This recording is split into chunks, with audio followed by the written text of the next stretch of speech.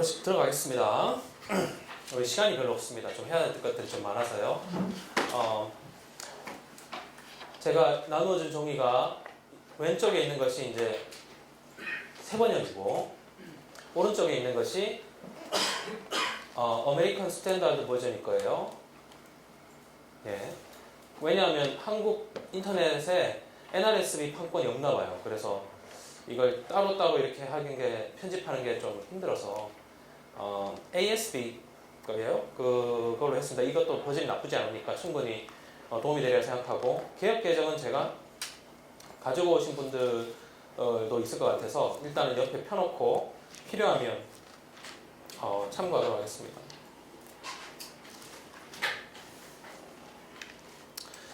자, 우리 일단 세 번역으로 가겠습니다. 처음에 그리스도 예수의 종인 바울과 디모데가 그리스도 예수 안에서 빌립보에 살고 있는 모든 성도들과 감독들과 집사들에게 이 편지를 씁니다. 자, 이 편지를 누가 씁니까? 누가 썼습니까? 바울 그리고 디모데. 자, 왜 디모데가 여기 나왔는지 모르죠. 그렇지만 우리가 계속 지금 세 번째 서신에 있지만 디모데가 세 번 다 등장하는 걸 봐서는 바울에게는 디모데가 굉장히 중요한 사람이었고 이제 읽어보면 알게 되죠. 바울이 정말 자기가 필요한 게 있을 때, 정말 꼭 해야 되는 게 있을 때, 자기가 못할 때 이제 디모데한테 부탁을 하는 그런 바울의 정말 둘도 없는 동역자이자 바울과 거의 비슷한 아마도 초대교회에서 바울의 교회에서 위상을 가진 사람이 아니었나 이런 생각이 들고요. 대신 디모데만 나오는 것이 이제 흥미롭죠. 아마 빌립보에 살고 있는 그 편지를 받는 사람들이 이게 디모데가 굉장히 중요한 사람이었다는 생각이 듭니다. 재밌는 것이 우리가 이때까지 봤을 때는 바울이 자기를 소개할 때 우리 빌레몬서에서는 바울이 자기를 뭐라고 소개했는지 기억하시는 분? 프리스너라고 소개를 해요. 감옥에 갇힌 사람이니까. 바울에서 자기 소개하는 건 굉장히 중요합니다. 중요한 의미가 있어요. 여기에서는 이제 드디어 이제 처음 우리가 보게 되는 둘로스. 이게 이제 예수의 종이라고 되어 있는데 종이라는 건 좋은 번역은 아니고요. 우리 영어를 보면 확실하게 아니죠. 영어 번역도 아니라 bond servants라고 되어 있는데 이거 둘로스의 기본적인 번역은 슬레이브입니다. 슬레이브. 노예입니다. 노예. 그냥 빼도 박도 못하게 그냥 노예입니다. 그냥 지금 우리나라 말로 치면 아르바이트생. 그죠? 알바생. 아니면 뭐 그런 거예요. 딱 그런 단어예요. 그러니까 보는 사람이 딱 그렇게밖에 느낄 수 없는 겁니다. 이거는 뭐 영적인 어떤 단어가 아니라 예수의 노예인 겁니다. 예수의 노예. 앞으로 이제 노예라는 표현을 로마서에 가서도 바울이 이제 쓰지만 거기 가서 좀 더 살펴볼 텐데 이것을 그때 사람들이 노예라는 표현을 딱 봤을 때 어떻게 생각했을지는 제 몇 가지 이제 상상해 볼 수 있겠죠. 바울이 예수의 노예라고 했을 때 그 노예 제도에 있는 노예들에게는 하나의 어떤 그런 뭔가 좀 이렇게 이해를 돕기 위해서 예수가 나의 주인과 같은 존재라는 걸 이해를 돕기 위해서 이 표현을 썼을 수도 있고 그야말로 문자적으로 나는 예수가 시키면 다 한다 라는 식으로 이 표현을 썼을 수도 있고 그렇지만 일단은 이 표현 자체가 굉장히 강한 표현이라는 거죠. 예수의 노예다 라는 표현을 바울이 쓰고 있고 그리고 이 예수의 노예인 바울과 디모데가 지금 빌립보에 살고 있는 성도들과 감독들과 집사들에게 편지를 쓴다고 하는데 감독들이라고 하면 이제 우리가 보통 커뮤니티 오거나이저 같은 사람들이에요. 지금은 이제 감독이면 감독이죠. 그렇지만 이제 그때는 교회를 유지하는 사람들, 오히려 장로들하고 좀 비슷하죠.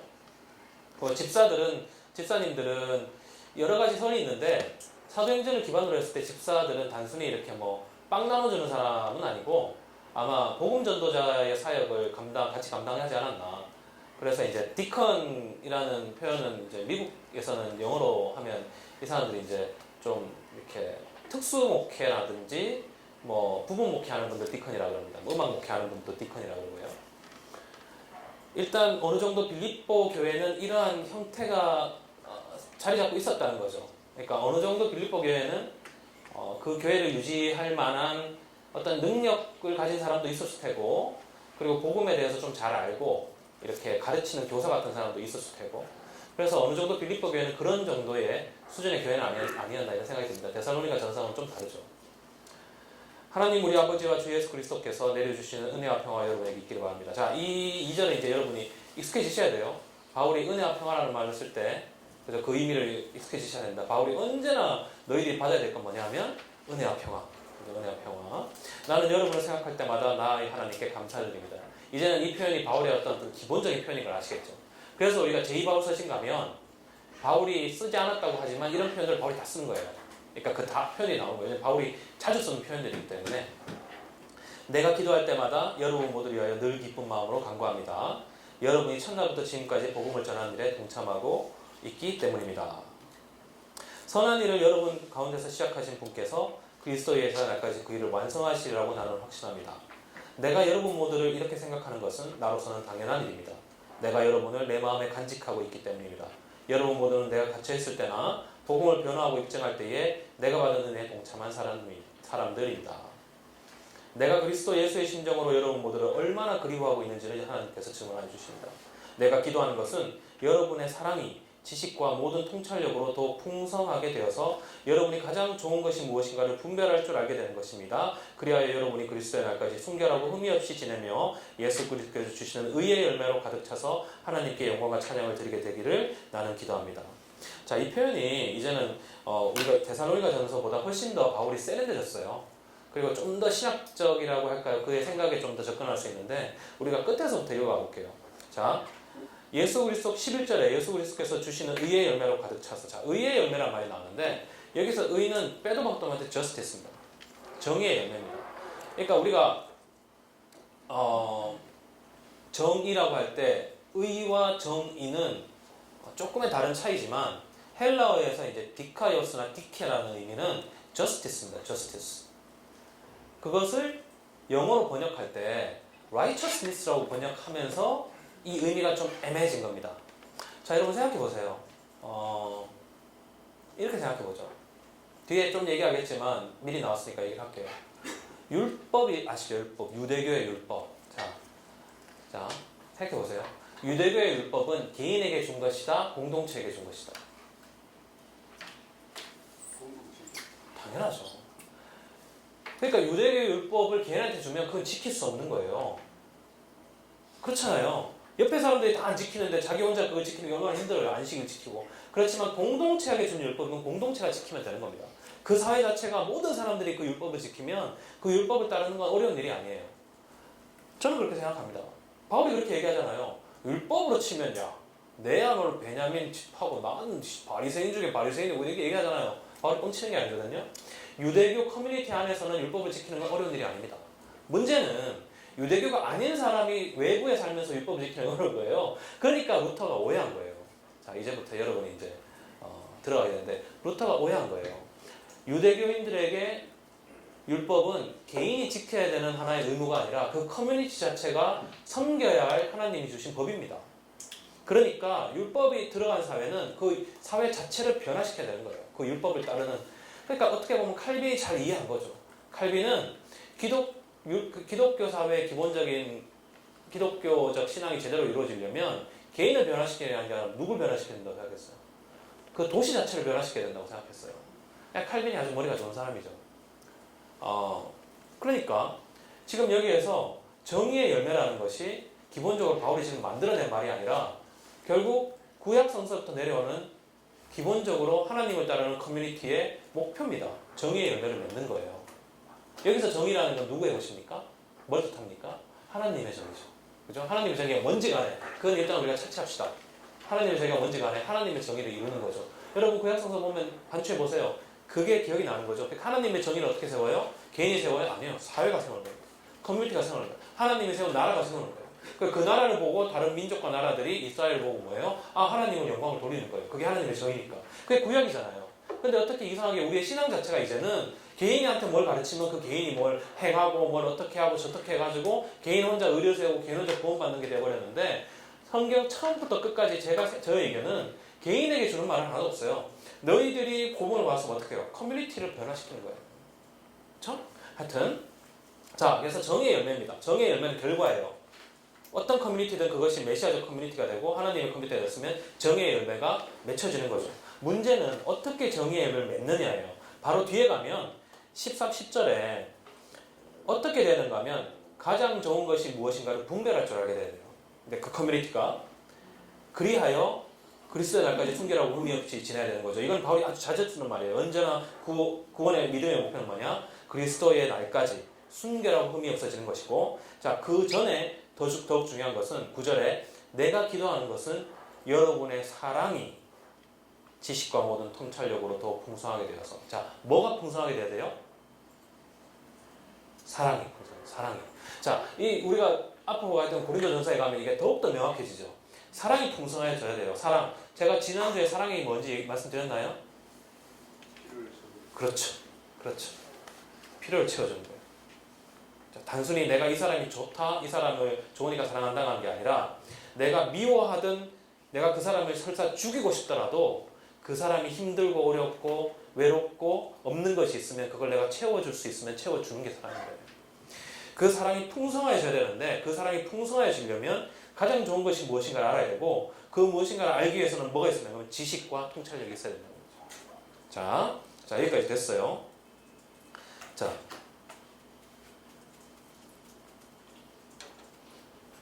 일단 지식과 통찰력, 사랑 이것을 기억하고 이제 넘어갑시다. 자, 12절 형제 자매 여러분, 내게 일어난 일이 도리어 복음을 전파하는 데 도움을 준 사실을 여러분이 알아주시기 바랍니다. 자, 12절부터는 이제 중요한 파트니까 일단 좀 놔두고요. 뒤에 가서 얘기하려고 했는데 일단 짚고 넘어갈게요. 바울이 지금 여기서 지식과 통찰력으로 분별할 줄 알게 되어 찬양 의의 열매로 가득 차서 영광과 찬양을 드리게 되기를 나는 기도합니다고 했을 때, 자, 7절에 보면 마지막에 이제 그 바울이 이제 자기의 은혜에 동참한 사람들이라고 얘기하잖아요, 이 사람들이. 그리고 6절에 보면 그리스도 예수의 날까지 그 일을 완성하시라고 나는 확신합니다. 누가 완성하는 거예요? 6절에 완성케 하는 분은 누구십니까? 여기에서 선한 일을 여러분 가운데 시작하신 그분이죠. 하나님, 바울이 지금 하나님께 감사를 드리니까 하나님께서 완성하신다는 거예요.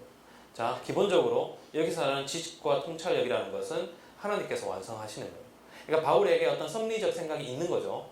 그러니까 너희들이 어떤 걸 알고 깨달아 알고 어떻게 하는 게 아니라 사랑이라는 것을 너희들이 완성하려면 이 커뮤니티에 의의 정의의 열매를 맺으려고 사랑을 완성하려면 그 지식과 통찰력을 어떻게든 하나님께서 너희 커뮤니티 안에서 세워주신다는 거죠. 그러니까 이런 뭔가 낙관적인 생각이 있는 거예요. 그러니까 공부를 많이 하는 뭔가 어떤 조건적이 아니라 어떤 걸 해야 되고 제가 여러분 이해하기 쉽게 좀 싸가지 없게 얘기를 하면 새벽 기도도 해야 되고 금요철야도 해야 되고 예배도 해야 되고 성경도 백독해야 되고 이런 게 아니라 너희들이 이 커뮤니티 안에서 하나님께서 너희들을 어떤 방법으로든 깨닫게 하실 거라는 얘기예요. 그리고 이미 바울은 뭐예요? 거기에 대해서 감사하고 있는 거죠. 그러니까 이것은 그 커뮤니티가 성령의 능력이 말씀으로 역사하는 것을 본 사람만이 얘기할 수 있는 거죠. 자기가 이제 교회를 이제 계속 이제 커뮤니티 빌더니까요. 자, 그것을 이제 자기의 확신을 얘기하는 거예요. 너희들이 거기 안에서 하나님께서 너희들의 사랑, 지식과 통찰을 통해서 더욱 주시고 사랑으로 완성하여 너희들이 정의의 열매를 맺기를 어떻게든 하게 하실 거다. 이걸 얘기하고 있는 거죠. 자, 13절부터 내가 그리스도 안에서 감옥에 갇혔다는 사실이 온 친위대와 그 밖의 모든 사람에게 알려졌습니다. 주님 안에 있는 형제자매 가운데서 많은 사람들이 내가 갇혀있음으로 말미암아 더 확신을 얻어서 하나님의 말씀을 겁없이 더욱 담대하게 전하게 되었습니다. 어떤 사람들은 시기하고 다투면서 그리스도를 전하고 어떤 사람들은 좋은 뜻으로 전합니다. 좋은 뜻으로 전하는 사람들은 내가 복음을 변호하기 위하여 세우심을 받았다는 것을 알고서 사랑으로 그리스도를 전하지만 시기하고 다투면서 하는 사람들은 경쟁심으로 곧 불순한 동기에서 그리스도를 전합니다. 그들은 나의 감옥 생활에 괴로움을 더하게 하려는 생각을 품고 있습니다. 그렇지만 어떻습니까? 거짓된 마음으로 하든지 참된 마음으로 하든지 어떤 식으로 하든지 결국 그리스도가 전해지는 것입니다. 나는 그것을 기뻐합니다. 앞으로 또한 기뻐할 것입니다. 나는 여러분의 기도와 예수 그리스도의 영의 도우심으로 내가 풀려라니라는 것을 압니다. 나의 간절한 기대와 희망은 내가 아무 일에도 부끄러움을 당하지 않고 온전히 담대해져서 살든지 죽든지 전과 같이 지금도 내 몸에서 그리스도께서 존귀함을 받으시리라는 것입니다. 보통 이것은 그냥 우리가 그냥 이렇게 생각할 수 있는데 바울이 일단 기본적으로 지금 여기서 하고 있는 얘기는 이거죠. 내가 감옥에 갇혔는데 감옥에 갇힌 것을 보고 이제 경쟁심이 붙어서 사람들이 그리스도를 더 열심히 전한다. 어떤 사람들은 정말 사랑으로 전하지만 어떤 사람은 시기와 질투로 전한다. 뭐 이런 거죠. 뭐 바울이 저기 능력이 없고 바울이 그 성령이 부족하고 그러니까 벌을 받아서 감옥에 갇혔는데 내가 전하는 복음이 더 좋은 거다. 내가 전하는 그리스도가 더 능력이 있는 거다. 이렇게 얘기했을 수도 있겠죠. 바울의 입장은 뭔가 하면 이것이 그냥 미사여구가 아니라 이게 바울의 생각이라고 생각했을 때 바울의 입장은 뭔가 하면 첫 번째로 어떤 형식으로든 그리스도의 말이 전파되는 것은 좋은 일이다 라는 거예요. 어떤 형식으로든 그리스도의 복음이 말이 전파되는 건 좋은 것이다 라는 거예요. 두 번째로 역사 속에서 자기에게 일어난 또는 역사 속에서 일어나는 사건들이 바울은 그것을 바라볼 때에 결국에서는 아까 전에 얘기한 거 비슷한 얘기죠. 하나님께서 어떻게든 너희들이 지식과 통찰력으로 사랑이 충만한 의의 열매를 맺을 것이다 라고 이미 그것을 기뻐하고 감사하는 것처럼 바울이 여기에서도 이루어지지 않은 것에 대해서 감사하잖아요. 내가 풀려날 거야. 그리고 나는 거기에 대한 기대와 그죠? 희망으로 가득 차 있다 라는 거예요. 그렇기 때문에 어떤 일이 일어나든 결국에는 하나님께서 스스로를 영광 받으시는 일로 이 역사가, 이 사건들이 이루어져 나갈 것이다 라는 엄청난 신앙의 어떤 그런 증언을 하고 있는 것이죠. 이렇게 생각해 보세요. 어떤 인간의 역사라는 것이 어떤 사람은 인간의 역사라는 것이 이렇게 쭉 좋아지기보다는 언제나 이렇게 좋았다 나빴다 그냥 멋대로 가는 거라고 생각하는 사람이 있어요. 어떤 사람은 인간의 역사라는 것이 하나님의 섭리 안에서 어떻게든 하나님께서 이 역사를 그가 원하시는 대로 이끌 것이다 라고 생각하는 사람들이 있어요. 그래서 이것이 두 개의 거대한 역사관입니다. 자, 두 번째 역사관에서 중요한 것은 내가 나쁜 짓을 하고 웃기는 일을 해도 하나님께서 그것을 선용할 것이라고 잘 하실 거라고 하는 게 아니라 이 세상이 어떻게 미쳐 돌아가도 하나님께서 어떻게든 좋게 나갈 것이라고 하는 게 아니라 하나님께서 지금 여기에 일어나고 있는 불의한 일조차도 그의 정의를 위해서 사용하실 것이라는 낙관적인 어떻게 보면 아주 열린 마음으로 역사를 바라보는 어떤 그런 마음이 있는 거예요. 그것은 기본적으로 세상의 악에 대해서 긍정하거나 세상의 악을 이렇게 차치해버리고 보지 않으려고 하는 그러한 신앙의 형태가 아니라 이 세상에 관영하는 악을 알고 그것을 통해서 그것을 바라보면서 하나님의 일을 하기 위해 끊임없이 노력하면서도 거기에서 일어나는 전도자의 실패나 힘든 것이 결국에는 이것조차도 하나님께서 사용하실 것이라는 아주 엄청난 자의식이 여기 안에 깔려 있는 겁니다. 그 자의식을 확대 발전시키면 바로 역사의식이라고 볼 수 있죠. 그러니까 바울이 가지고 있었던 어떤 기독교적 역사의식, 자기가 메시아적 역사의식이라는 게 이런 것이었죠. 이것이 그의 삶을 어떻게 바꾸고 그의 생각의 방식을 어떻게 바꿨는지는 우리가 가면서 보게 되겠지만 굳이 이것이 바울이 내가 갇혔지만 다 좋은 거야 이렇게 변호하는 게 아니라 이 갇힌 것을 통하여서 자기의 생각하는 방식을 지금 빌립보 교인들한테 얘기하고 있는 것이죠. 이런 식으로 생각해야 된다. 이런 식의 생각이 가능하다라는 것이죠. 그것이 더 발전하면 어떤 생각이 되는가 하면 21절에 나에게는 사는 것이 그리스도이시니 죽는 것도 유익합니다. 그러나 육신을 입고 살아가는 것이 나에게 보람된 일이면 내가 어느 쪽을 택해야 할지 모르겠습니다. 나는 이 둘 사이에 끼어 있습니다. 내가 원하는 것은 세상을 떠나서 그리스도와 함께 있는 것입니다. 그것이 훨씬 더 나으나 내가 육신으로 남아있는 것이 여러분에게 더 필요할 것입니다. 나는 이렇게 확신하기 때문에 여러분의 발전과 믿음의 기쁨을 더하기 위하여 여러분 모두와 함께 머물러 있어야 할 것으로 압니다. 이것이 바울의 삶의 자세입니다. 자기의 삶의 형식입니다. 빌립보서에서 바울이 얘기하는 이 삶의 형식은 내가 죽는 것이 그리스도에게 유익하다면 죽는 것도 아무 문제가 없고 나는 오히려 지금의 이런 힘든 것들을 감당하기보다는 그리스도와 함께 죽어서 행복하게 지내고 싶은데 내가 육신으로 여러분과 함께 있는 것이 그리스도에게 유익이라면 내가 육신으로 머무는 것도 괜찮다라는 것이죠. 그냥 기본적으로 자기의 어떤 역사적 입장에서의 자기의 어떤 관점이 그리스도 중심의 관점으로 지금 존재하고 있는 겁니다. 자, 이것에 대해서 조금만 더 생각해 봅시다. 이런 신앙의 형태에 대해서. 우리는 보통 이런 삶의 형태를 광신도라고 하죠. 그렇죠? 그렇지 않습니까? 죽여! 뭐 이런 거 있지 않습니까? 뭐 죽어도 좋아. 나는 오늘 당장 죽어도 하나님 나라 가서 할렐루야야. 뭐 이렇게 생각하는 사람들 있죠. 좀 이렇게 믿음이 지나친 그런 식으로 볼 수 있는데 어떤 형식으로든 바울이 지금 자기가 살아가는 어떤 목적과 삶이 이것이 그리스도의 어떤 형식으로 그리스도의 복음 안에서 그리스도의 공동체를 세워가는 데 있어서 자기가 지금 하고 있는 것이 적어도 나는 그냥 고지것대로 너무 죽고 싶지만 내가 살 수밖에 없을 만큼 자기 마음속에 충만한 소명이 있다는 얘기죠. 그래서 그것이 나의 심장을 뛰게 하고 나를 걷게 하고 나를 살아있게 한다는 것이죠.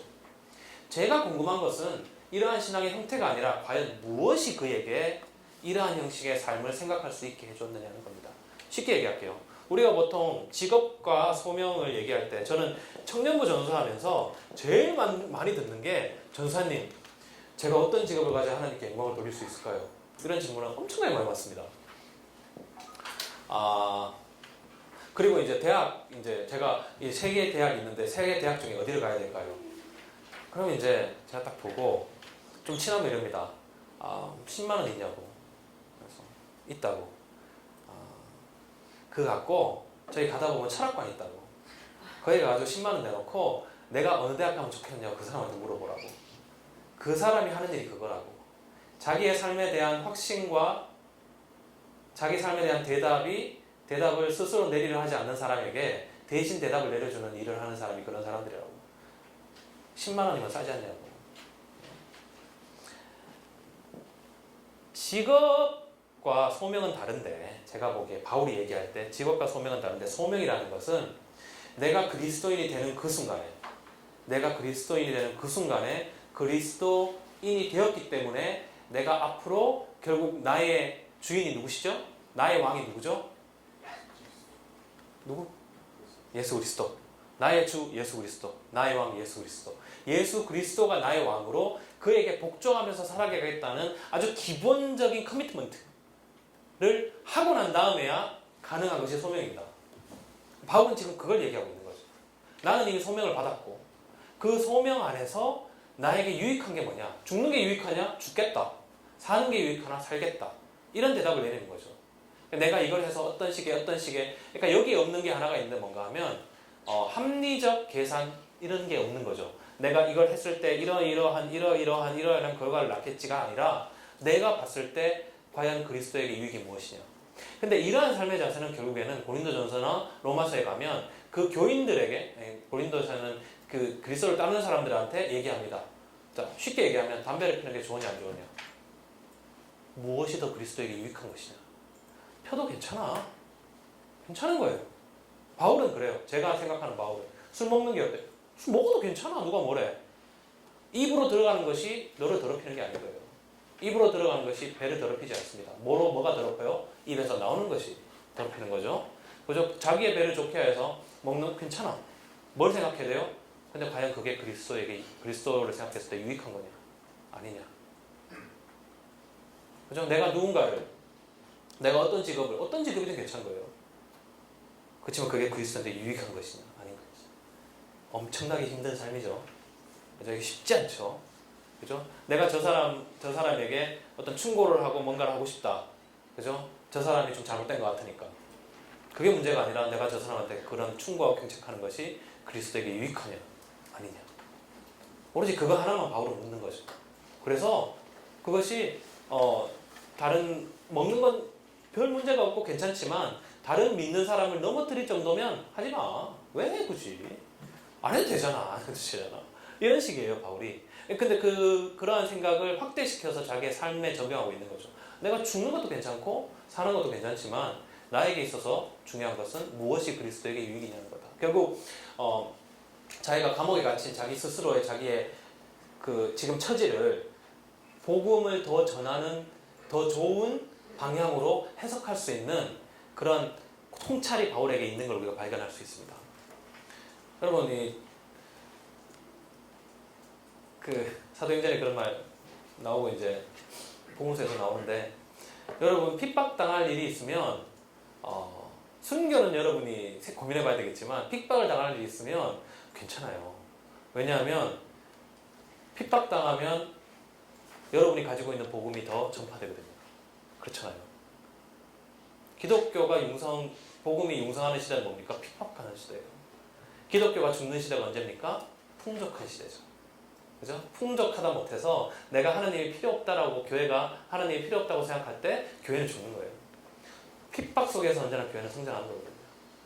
그런데 이 핍박이라는 것이 나에게 왔을 때 그 핍박을 해석해내는 방법이 이것이 나에게 있어서 중요한 게 아니라 과연 그리스도에게 유익하냐라는 게 중요한 거죠.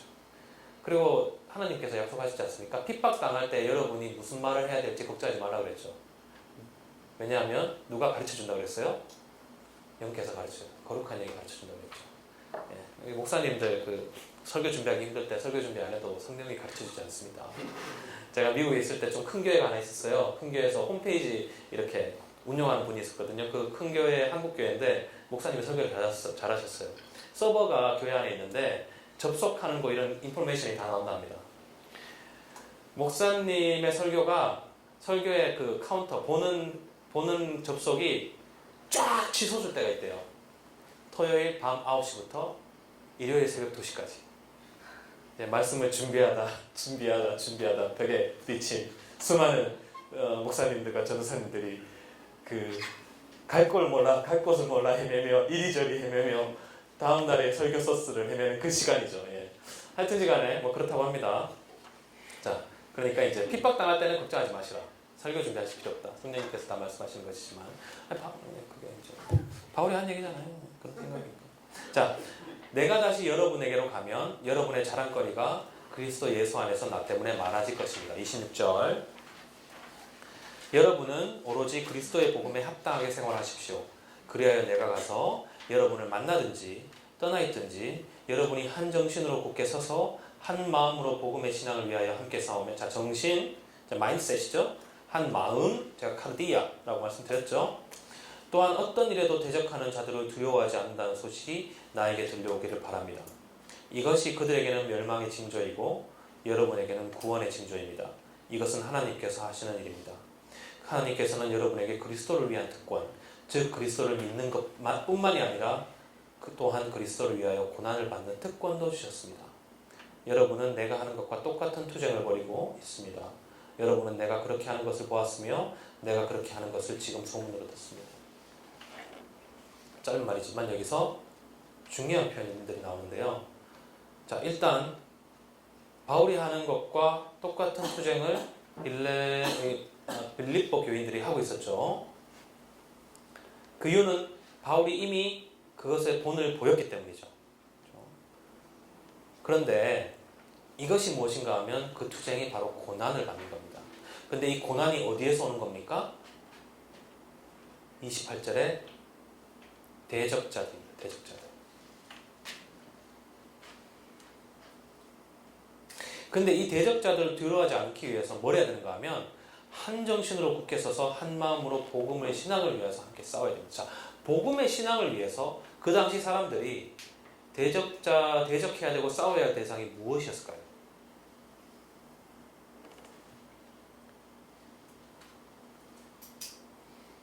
무엇이었을까요?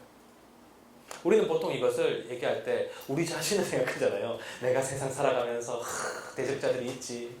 내가 열심히 크리스찬으로 생활하려고 그러고 직장 생활하는데 나한테 힘들게 하는 상사가 있지. 대적해야 돼. 굳게 서서 싸워야지. 아니요, 지금 여기 커뮤니티한테 일단 편지를 보내는 거 아닙니까? 빌립보라는 로마의 도시에 있는 커뮤니티에게 편지를 보내지 않습니까? 이들에게 복음을 위하여 싸워야 할 대상이 누굽니까? 저는 어떻게 생각하는가 하면 로마 제국이라고 생각하는 거죠. 그것이 제가 생각하는 가장 합리적인 생각인 것 같다는 거죠. 왜 보통 이것을 학자들이 해석할 때 이것을 유대교 기독교인들이라고 생각합니다. 유대교 기독교인들로 파견된 다른 복음을 가진 사람들이라고 생각합니다. 꼭 물론 하나의 어떤 권위 있는 해석이지만 왜 꼭 교회끼리 싸우는 걸 좋아하는지 모르겠어요. 저는 바울이 교회끼리 싸우는 걸 정말 좋아했을까? 이런 생각을 언제나 해요. 그의 서신을 읽어보면서. 바울이 그 전에 뭐라고 했습니까? 내가 갇혀도 좋아. 그죠? 시기와 질투로 그리스도의 복음을 전해도 좋은 거예요. 왜냐하면 더욱더 많은 그리스도의 복음을 전하게 될 거니까 이게 너무나 좋은 거 아니냐? 나는 오히려 기쁘다고 난 다음에 왜 유대교 기독교인들을 욕하겠어요? 유대교인들을 왜 욕하겠습니까? 아니죠. 그런 종교적인 투쟁이 아닙니다. 이것은 정치적인 투쟁입니다. 그리스도를 주라고 고백하는 큐리오스. 큐리오스는 오로지 그 시대에서는 황제에게만 쓰는 용어였어요. 그리고 황제가 가지고 있는 타이틀 중에 가장 중요한 타이틀이 하나님의 아들이죠. 신의 아들. 말씀드렸죠. 당시에 헬라어 텍스트는 가시 구별이 안 된다고 그랬죠. 캐피탈 G 가시 없습니다. 그냥 가시예요. 그러니까 이게 제우스도 될 수 있고 뭐 아무나 다 될 수 있는 거예요. 자, 하나님의 아들이에요.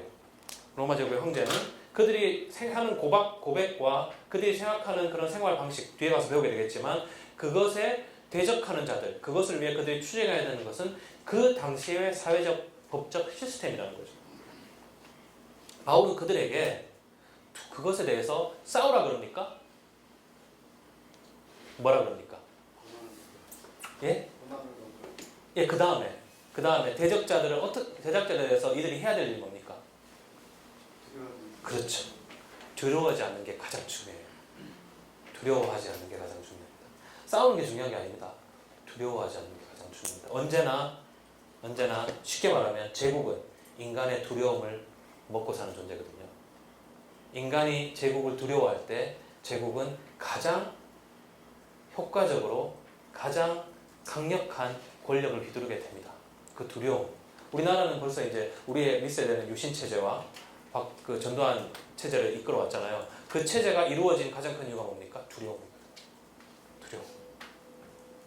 언제든 나를 죽일 수 있다. 언제든 나를 잡을 수 있다. 라는 두려움. 감시와 핍박 안에서. 1970년대부터 1987년까지 우리나라는 뭡니까? 그냥 경찰 국가였잖아요. 군대 국가 아닙니까? 전투 국가. 군인이 시민을 상대로 전투를 벌이는 국가였지 않습니까? 야만의 국가였어요. 그 국가를 유지하는 방법은 오로지 국민이 가지고 있는 정권에 대한 두려움이었거든요. 바울은 이들에게 제국의 정치에 대한, 제국의 삶의 방식에 대해 두려워하지 말라고 합니다. 두려워하지 않기 위해서 복음의 신앙을 위해서 싸우는 것이고 한 마음으로 싸우는 것이고 한 정신으로 싸우는 건데 이 마음이 누구의 마음인가 하면 곧 얘기하겠지만 누구의 마음이라 나오죠. 이제 일단 이 마음, 한 마음이 중요하다고 생각해 주십시오. 그런데 보세요. 28절에 대적하는 자들을 두려워하지 않는다는 소식이 나에게 들려오기를 바랍니다. 자, 이것이 뭡니까? 두려워하지 않는 것이. 두려워하지 않는 것이. 자, 보세요. 자, 두려워하지 않는 것이 뭡니까? 그들에게는 뭡니까? 멸망의 징조죠. 그죠? 그러니까 그 시스템을 무너뜨리는 게 아니라 그 시스템을 두려워하지 않는 것이 그들에게는 멸망의 징조이고 여러분에게는 뭡니까? 구원의 징조입니다. 여기서 말하는 구원이 뭘까요? 마지막까지 한 마음으로 그리스도가 강림하는 날까지 순전하게 흠없게 굳게 서 있는 것. 그러기 위해서 가장 중요한 것은 정권의 시스템을 두려워하지 말아야 되는 거죠.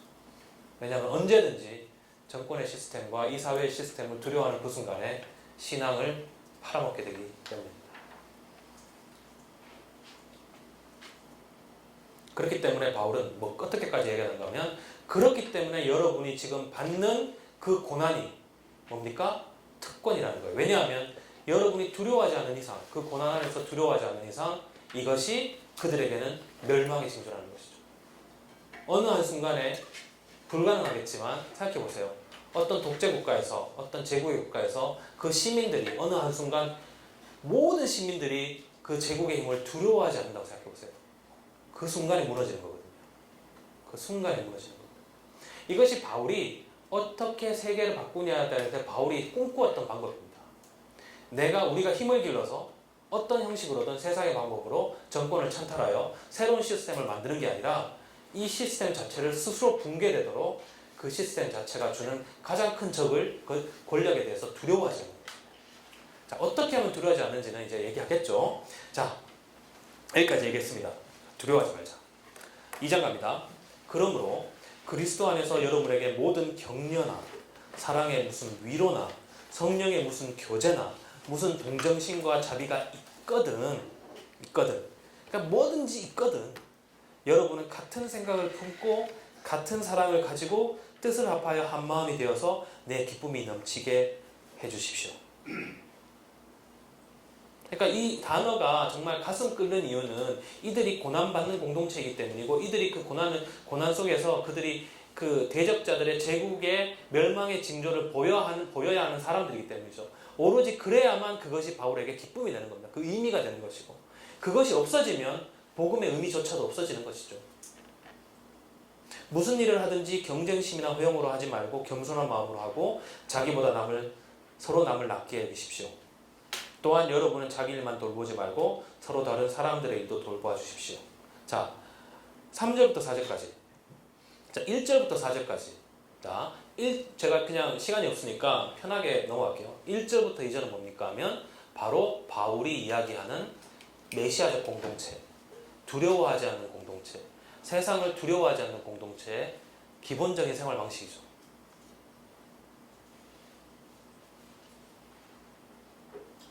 교제하고 위로하고 격려하고 넘치는 동정심과 자비로 같은 사랑을 하고 같은 생각을 품고 뜻을 합하여 한 마음이 되고 그로 인해 기뻐하는 것. 어떤 생활이든 어떤 제국에 처하였어도 어떤 고난과 핍박이 있어도 이렇게 하는 공동체를 누가 무너뜨립니까? 이것이야말로 세상의 제국에 대한 멸망의 징조인 거죠. 그리고 3, 4절은 세상이 돌아가는 방식이죠. 기본적인 방식이죠. 경쟁심이나 허용으로 하죠. 그죠? 그리고 교만하고 남보다 자기를 더 낫게 여기고 자기 일만 돌보고 자기 주위의 사람을 돌보지 않고 핍박하는 이런 방식이 제국의 방식이죠. 살아가는 방식이죠. 경쟁이 생활화되고 타인을 짓밟고 일어서야 나의 것을 쟁취할 수 있는 사회. 라이놀드 리버가 얘기한 도덕적인 인간이지만 비도덕적인 사회. 라이놀드 리버가 얘기한 교만으로 가득 찬 인간의 제국. 문제. 이런 것이 아닌가 생각이 듭니다. 그러면서 바울이 얘기합니다. 그럼 어떻게 해야 이런 것을 할 수 있느냐? 여러분은 이 마음을 품으십시오. 그것은 곧 그리스도 예수의 마음이다. 그 유명한 구절이 이제 나옵니다. 그러니까 이 구절을 읽기 위해 제가 이때까지 길게 설명을 한 거예요. 그러니까 이 구절을 여러분이 기독론으로 읽으시면 안 되는 거죠. 여러분이 기독론으로 읽지 않게 하기 위해서 제가 여기까지 얘기를 한 겁니다. 자, 여기까지의 콘텍스트를 갖고 이걸 읽어봅시다. 그는 하나님의 모습을 지녔지만 하나님과 동등됨을 당연하게 생각하지 않으셨습니다. 오히려 자기를 비워서 노예의 모습을 취하시고, 자, 종이죠? 앞에 바울이 자기를 노예라고 소개했죠? 자, 노예의 모습을 취하시고 사람과 같이 되셨습니다. 그는 사람의 모양으로 나타나셔서 자기를 낮추시고 죽기까지 순종하셨으니 곧 십자가에 죽기까지 하셨습니다. 그러므로 하나님께서 그를 지극히 높이시고 모든 이름 위에 뛰어난 이름을 그에게 주셨습니다. 그리하여 하늘과 땅 위와 땅 아래에 있는 모든 것들이 예수의 이름 앞에 무릎을 꿇고 모두가 예수 그리스도를 Jesus, Messiah, Lord, Curious, King, 그죠? Jesus, Messiah, King이라고 고백하여 하나님 아버지께 영광을 돌리게 하셨습니다. 그러므로 사랑하는 여러분, 여러분이 언제나 순종한 것처럼 내가 함께 있을 때뿐만이 아니라 지금같이 내가 없을 때에도 더욱더 순종하여서 두렵고 떨리는 마음으로 자기의 구원을 이루어 나가십시오. 자, 여기까지 읽었는데요. 자, 6절, 그 유명한 6절부터 12절까지 그 유명한 메시아 기독론이 여기 있는데 가장 중요한 것은 몇 절일까요? 6절부터 12절까지 바울이 이야기하고자 할 것은 예측해본다면, 의견을 내본다면 가장 중요한 절이 몇 절일까요? 예? 예? 12절. 저는 그렇게 생각합니다. 12절이에요. 예수님이 하나님과 동등한 본체가 중요한 게 아니고, 그러니까 막말로 하면 예수님이 사람의 모습을 입은 게 중요한 게 아니라 예수님이 뭘 하는 게 중요한 거예요? 자기를 비워 순종한 게 중요한 거예요. 하나님의 뜻에, 하나님의 정의에 순종한 사람이라는 거죠. 그랬기 때문에 하나님이 그에게 뭘 줬습니까? 권세를 주셨는데, 그죠? 그 권세는 어떤 권세예요? 자, 기본적으로 땅 아래에 있는 거, 땅 위에 있는 거, 그죠? 모든 것들이 원래는 그 당시에 누구한테 무릎을 꿇고 있습니까? 제국에게 무릎을 꿇는 거죠. 제국은 그가 소유하고 있는 모든 것을 두려움과 복종으로만 굴러가는 곳이니까 그 무릎을 꿇은 것들은 다 제국의 무릎을 꿇은 것들이죠. 그런데 그것들을 누구에게 무릎을 꿇리게 했다고요? 그리스도에게, 예수에게. 왜? 무엇 때문에 무릎을 꿇리게 했다고요? 죽기까지 순종했기 때문에, 하나님의 정의에. 그럼 하나님의 권세와 하나님의 능력과 권력은 어디서 나옵니까? 순종과 복종. 여기에서 순종과 복종이라는 것은 겸손과 희생이죠. 바로 하나님의 나라, 하나님의 정의를 이루는 가장 기본적인 시작은 겸손과 희생이라고 이야기하는 것이고, 그래서 바울은 이것을 보고 너희들도 더욱더 순종하여 순종을 통해서 뭘 구원을 이루어 가라는 것이죠. 저는 적어도 이러한 어감을 그 당시 사람들이 받지 않았을까 이런 생각을 합니다. 땅 위에 있는 것과 땅 아래에 있는 모든 것들로 그리스도 앞에 무릎을 꿇게 하셨는데, 그 이유는 바로 그리스도가 가지고 있는, 그럼 약간 이제 헤이즈 쪽으로 가는 건데, faithfulness, 신실함, 하나님의 정의를 이루고자 하는 신실함, 오로지 순종과 그 정의에 대한 순종과 복종으로만 이루어지는, 겸손과 희생으로만 이루어지는, 그것을 통하여서만 권력이 이동된다는 거죠. 자, 쉽게 이야기하면 뭔가 하면 세상의 권력은 오로지 폭력에 의해서 이루어지는 것이지만, 하나님의 정의와 하나님 나라의 권력은 오로지 순종과 겸손과 희생으로만 이루어진다는 것을 바울이 이야기하고 있다고 생각합니다.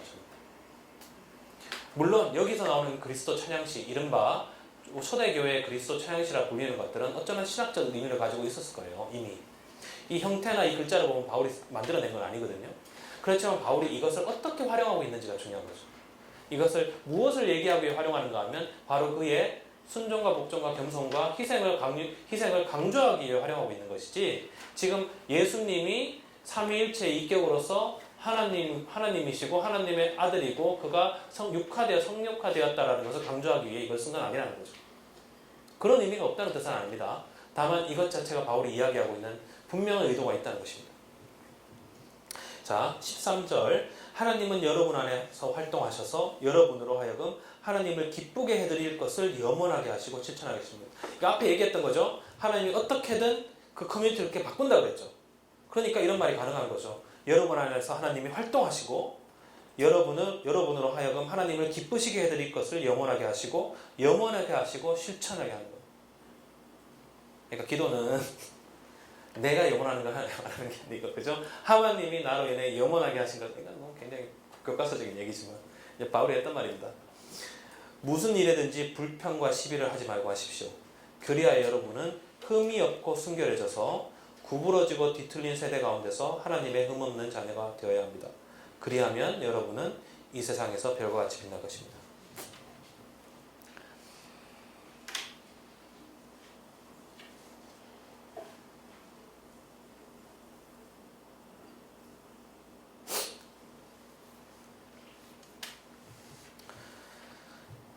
(16절) 생명의 말씀을 굳게 잡으십시오. 그리하면 내가 다름질한 것과 수고한 것이 헛되지 아니하여서 그리스도의 날에 내가 자랑할 수 있을 것입니다. 그리고 여러분의 믿음의 제사와 예배에 나의 피를 붓는 일이 있을지라도 나는 기뻐하고 여러분 모두와 함께 기뻐하겠습니다. 여러분도 이와 같이 기뻐하고 나와 함께 기뻐하십시오. 나는 주 예수 안에서 디모데를 여러분에게 곧 보내고 싶습니다. 그것은 나도 여러분의 형편을 알므로써 격려를 받으려는 것입니다. 여기까지 일단 보면요. 그리스도의 날에 바울에게 있어 기쁨과 자랑은 이 공동체가 이제 굳건하게 서는 것이죠. 근데 흥미로운 것은 여기서 이제 믿음의 제사와 예배라는 말을 하면서 나의 피를 붓는 일이 있을지라도 나는 기뻐하고 여러분보다 기뻐하겠습니다. 라고 했을 때 여기 믿음의 제사와 예배, 나의 피를 붓는 일이라는 것이 의미하는 것은 기본적으로 이것을 먼저 하신 분이 있죠. 누가 먼저 하셨습니까? 예수님이 하셨죠. 자, 바울은 예수님이 이걸 하셨으니까 이것을 믿는 것으로 끝나는 게 아니죠. 예수님이 하셨으니까 나는 뭐예요? 나도 너희를 위해 한다. 너희를 위해 이걸 하더라도 나는 기쁘다. 그러니까 위에 보면 예수 그리스도의 죽기까지 순종이라는 것이 단순히 그 순종으로 인해 가지고 어떤 형태의 구원을 이루는 것이 아니라 어떤 얘기의 어떤 그런 어떤 표현이 좋을 거예요. 어떤 구원의 완성을 이루는 게 아니라 그것을 가지고 나의 삶에 적용하여 그것이 나의 피를 뿌리는 제사와 예배가 될지라도 나는 그것을 여러분에게 할 준비가 되어 있다라는, 나는 지금 순종하고 맨 1절에 어떻게 하지만 나는 누구의 슬레이브예요? 예수의 슬레이브. 그러니까 예수, 하나님의 종 예수, 노예 예수, 예수의 노예 바울. 이것이 믿음으로 연결이 될 때만이 구원을 이루는 거죠.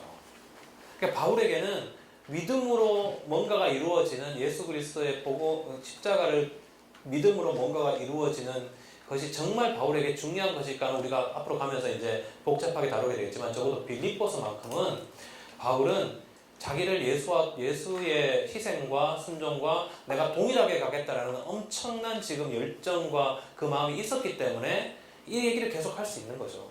죽어도 괜찮고 그리스도를 위해서 유익이 되는 것이고 내가 피를 뿌려도 괜찮고 그게 순종이라면 난 기쁘게 하겠다. 저는 잘 모르겠고요. 제가 할 수 있는지는 제가 일단 바울은 그렇다는 겁니다. 그렇죠? 이게 학자와 바울의 차이죠. 바울을 공부한 사람과 바울을 따라 사는 사람의 차이죠. 예수를 공부한 사람과 예수를 따라 사는 사람의 차이입니다. 근데 그렇게 돼야 되지 않겠습니까? 그죠? 네, 좀 더 열심히 바울 강의를 듣고 강의를 하다 보면 그렇게 될지 모르겠습니다만, 하여튼 2주 10절 나에게는 디모데와 같은 마음으로 진심으로 여러분의 형편을 염려해 줄 사람이 아무도 없습니다.